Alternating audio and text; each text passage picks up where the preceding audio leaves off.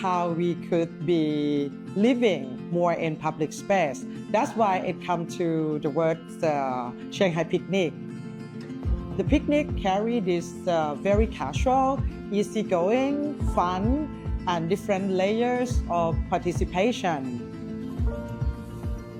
I think Rama is interesting because it comes from Ram ensemble, because ensemble meaning like people coming together.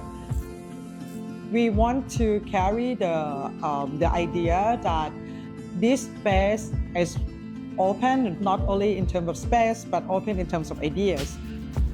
I really hope that not only this particular project, but built environment in general should allow people to have a moment to participate, and you meet people who are different from you are. We will have more sympathy towards a lot of difference in the world.